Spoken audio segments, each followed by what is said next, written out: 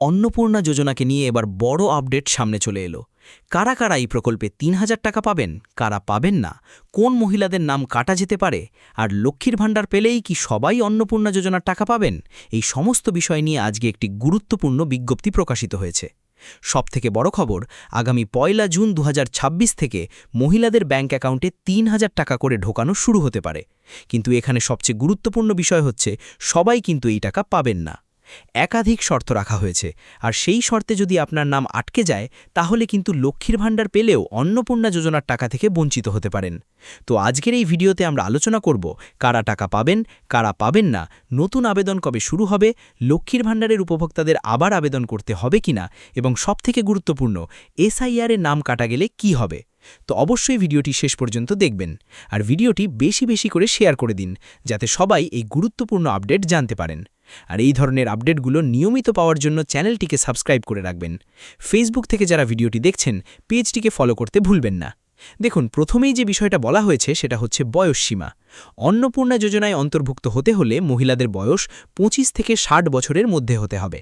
অর্থাৎ আপনার বয়স যদি ২৫ বছরের কম হয় বা ৬০ বছরের বেশি হয়, তাহলে কিন্তু আপনি এই প্রকল্পের সুবিধা পাবেন না। এছাড়া যদি কোনো মহিলা সরকারি চাকরি করেন, সরকারি সংস্থায় কর্মরত থাকেন, পেনশন পান, অথবা কোনো government undertaking, panchayat, municipality, local body, educational ইনস্টিটিউশনে টিচিং বা নন টিচিং স্টাফ হিসেবে কাজ করেন, তাহলেও কিন্তু তিনি অন্নপূর্ণা যোজনার টাকা পাবেন না।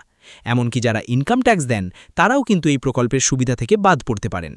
এবার আসি টাকাটা কিভাবে আপনার ব্যাংক অ্যাকাউন্টে ঢুকবে সেই বিষয়টায়। দেখুন, এখানে কিন্তু খুব স্পষ্টভাবে ডিবিটি বা ডিরেক্ট বেনিফিট ট্রান্সফারের কথা বলা হয়েছে। অর্থাৎ আপনার ব্যাংক অ্যাকাউন্টে ডিবিটি লিঙ্ক অ্যাক্টিভ থাকতে হবে। যদি ডিবিটি লিঙ্ক না থাকে, তাহলে কিন্তু টাকা ঢুকবে না। আর শুধু ডিবিটি থাকলেই হবে না, যে ব্যাংক অ্যাকাউন্টে টাকা ঢুকবে সেই ব্যাংক অ্যাকাউন্টটি অবশ্যই আধার লিঙ্কড হতে হবে। পাশাপাশি যে মহিলা টাকা পাবেন, সেই মহিলার নিজের নামেই ব্যাংক অ্যাকাউন্ট থাকতে হবে, মানে অন্য কারোর ব্যাংক অ্যাকাউন্টে কিন্তু এই টাকা ঢুকবে না। এবার আসি সবচেয়ে বড় প্রশ্নে, যারা বর্তমানে লক্ষ্মীর ভাণ্ডারের টাকা পাচ্ছেন, তারা কি সবাই অটোমেটিক অন্নপূর্ণা যোজনায় অন্তর্ভুক্ত হয়ে যাবেন? দেখুন, এখানেই কিন্তু রয়েছে আসল টুইস্ট।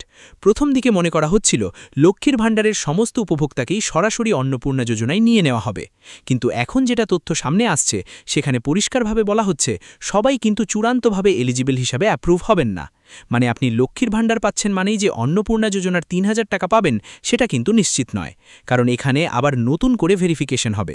আপনার সমস্ত তথ্য যাচাই করা হবে, আপনি ইনকাম ট্যাক্স দেন কিনা দেখা হবে, আপনি সরকারি চাকরি করেন কিনা দেখা হবে, এবং সবথেকে গুরুত্বপূর্ণ, এসআইআর ভেরিফিকেশনে আপনার স্ট্যাটাস কি রয়েছে সেটাও কিন্তু দেখা হবে। দেখুন, এখন যেটা সবচেয়ে বেশি আলোচনা হচ্ছে সেটা হলো এসআইআর এর পর যাদের নাম বিভিন্ন ক্যাটেগরিতে গেছে, তারা কিন্তু সমস্যায় পড়তে পারেন।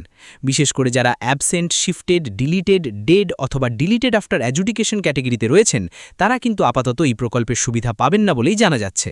এমনকি যারা ট্রাইব্যুনালে আবেদন করেছেন, তারাও কিন্তু সাথে সাথে টাকা পাবেন না। তাদের ভেরিফিকেশন প্রসেস কমপ্লিট না হওয়া পর্যন্ত অ্যাপ্রুভাল আটকে থাকতে পারে। মানে খুব সহজ ভাষায় বললে, আপনার ট্রাইব্যুনাল মামলা বা ভোটার ভেরিফিকেশন পেন্ডিং থাকলে সরকার আগে সেটা যাচাই করবে, তারপর সিদ্ধান্ত নেবে আপনি এলিজিবল কিনা। এই বিষয়টা কিন্তু এখন সবচেয়ে গুরুত্বপূর্ণ হয়ে দাঁড়িয়েছে। এবার আসি নতুন আবেদন নিয়ে। যারা বর্তমানে লক্ষ্মীর ভাণ্ডারের অন্তর্ভুক্ত নন, তারা কিন্তু নতুন করে আবেদন করতে পারবেন। বলা হচ্ছে আগামী ১ জুন ২০২৬ থেকে একটি আলাদা অন্নপূর্ণা যোজনা পোর্টাল চালু হতে পারে। সেই পোর্টালের মাধ্যমেই অনলাইন অ্যাপ্লিকেশন নেওয়া হবে। অর্থাৎ এবারও পুরো প্রসেস ডিজিটাল পদ্ধতিতেই হওয়ার সম্ভাবনা বেশি। অ্যাপ্লিকেশন সাবমিট করার পর ভেরিফিকেশন হবে, আর সেই ভেরিফিকেশন করবে গ্রামীণ এলাকায় বিডিও অফিস এবং শহরাঞ্চলে এসডিও অফিস। তারা আপনার সমস্ত documents, eligibility, DBT status, voter verification সবকিছু যাচাই করবে। তারপর সেই রিপোর্ট যাবে ডিস্ট্রিক্ট অ্যাডমিনিস্ট্রেশনের কাছে। তারপর ফাইনাল অ্যাপ্রুভালের ভিত্তিতে বেনিফিশিয়ারি লিস্ট তৈরি হতে পারে।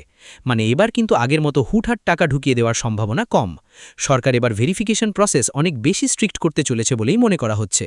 অর্থাৎ আগে কেউ কোনোভাবে সুবিধা পেয়েও থাকলেও এবার নতুন করে সমস্ত তথ্য যাচাই করা হবে।